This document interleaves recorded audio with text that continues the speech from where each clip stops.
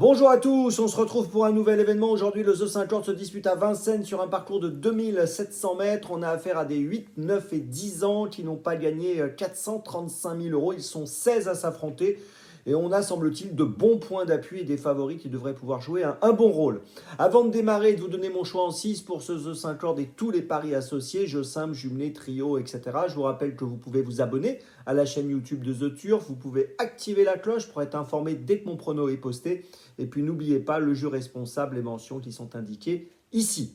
Allez, j'y vais. En 6, eh bien écoutez, en tête, j'ai placé le numéro 13 de FaceTime. On ne peut rien lui reprocher. Il reste sur 2 victoires. Une le 25 novembre, donc son dernier succès sur 2700 mètres, la distance du jour. Et l'autre sur 2100 mètres au début du mois de novembre, le 6 novembre.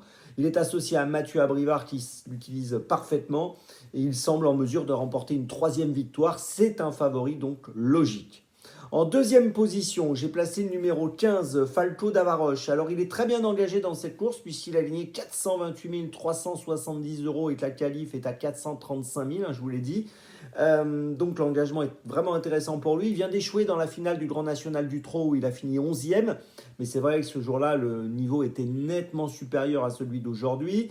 Il avait terminé 3e auparavant du prix de Montignac. C'était le 20 novembre à Vincennes. La performance était bonne. Il est associé à Eric Raffin. Il me semble très compétitif aujourd'hui et je pense que ça peut être l'adversaire principal de FaceTime. En troisième position, j'ai retenu le numéro 1, Falco des Rochers. Alors lui aussi est en forme, il vient de s'imposer dans le prix du SAP le 30 novembre sur la distance de 2100 mètres. Auparavant, il avait très bien couru à Bordeaux où il s'était classé deuxième. Une nouvelle fois, il faut compter sur lui. C'est un 8 ans lui aussi et je pense qu'il est en mesure de terminer sur le podium.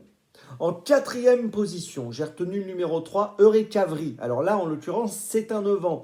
Il vient d'être disqualifié le 25 novembre, course dans laquelle FaceTime avait gagné. Et ce jour-là, Eurekavri a été disqualifié dans la phase finale de la compétition alors qu'il semblait être compétitif pour une place. Il aurait pu peut-être terminer 3-4e. Voilà, donc c'est un cheval qui est en train de revenir nettement en forme, comme l'atteste cette sortie. Il est déféré des postérieurs aujourd'hui, comme il l'était l'autre jour. S'il reste sage, il est capable de prendre une petite place. En cinquième position, j'ai retenu le 7, Esteban Giel.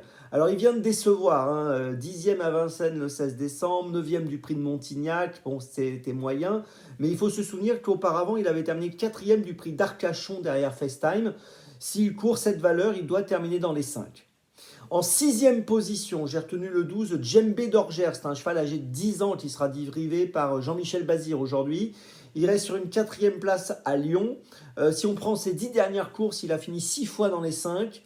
Associé à JMB, je pense qu'il vaut mieux le garder dans notre ticket. Je vous résume mon choix en 6 pour ce The 50. Le 13, le 15, le 1, le 3, le 7 et le 12. Départ de la course aujourd'hui, attention, à 15h15 et on se retrouve maintenant demain pour Vincennes. Et d'ici là, avec The Turf, ça va aller.